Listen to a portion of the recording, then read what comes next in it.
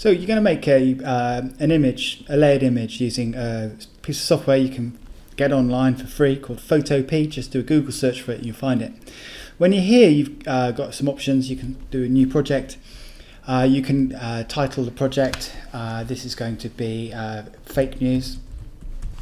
And then you can, if it was for digital, 72 dpi is fine. If it was to be printed, it'd be 300 dpi. You've got some presets down here. So print, notice it changes to 300 when I go to print. For this, I'm just going to do screen. I'm going to do a HD screen, white background, click OK, create.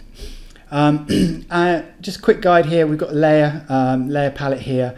If anything disappears, you've got these little pull-out windows. There's loads of things, but we're just going to deal with the layer palette today, which is this one here. This is to bin a layer. This is a new layer. This is a mask. I'm not going to talk about that. And these are effects. We won't talk about it too much today. Right, I'm going to get some images. Now, you want to find quality images. So when you do a search using Google, you need to go to Tools, and then you can do size, and you want large because you want decent sized pixels. Decent sized picture, and so I'm looking for London Bridge. I'm looking for something that's got background, midground and foreground. I think this will do quite well. So just checking, it says the pixel size down the bottom left hand corner here, and I'm going to right click copy image. I'm going to go over to this. Now I'm going to use the shortcut Control V, and you notice it's way too big. So what I need to do is go over to the move tool. I can move it around, but to resize it, the quickest way is just to click this button here, Transform Tools. Now I can resize it and make it go all squished. I don't want that. So Control Z to undo. I've done that.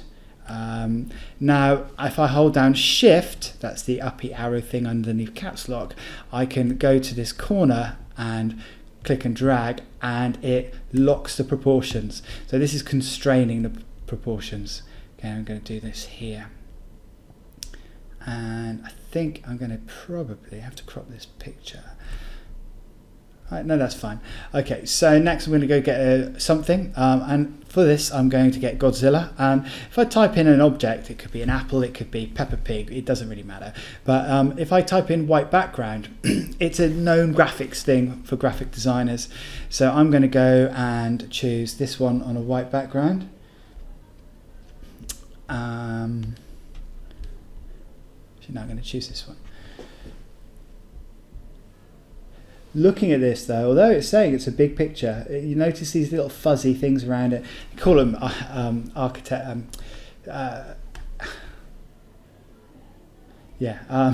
these are pixelations, and so that's not a very good image at all.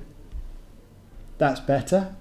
I'm just going to go copy image and then go back over to here, Control V, and paste him in. Now to cut this background out, I want you to go, there's a couple of ways. You could use the magic wand tool, select an area, hit delete, but I don't want you to do that. So if you've got this selection, you go select, deselect, or the shortcut's Control D. And I'm going to undo that because I want you to do it this kind of simple way to start off with. If I go to select, there's something called magic cut, and you are going to magic cut this image. Now you can, this is the preview, and you can see I've lost some of the tail here. The way it works is you paint what you want to keep green. This is the move tool. This bit is going to be tricky. I'm going to have to make this smaller.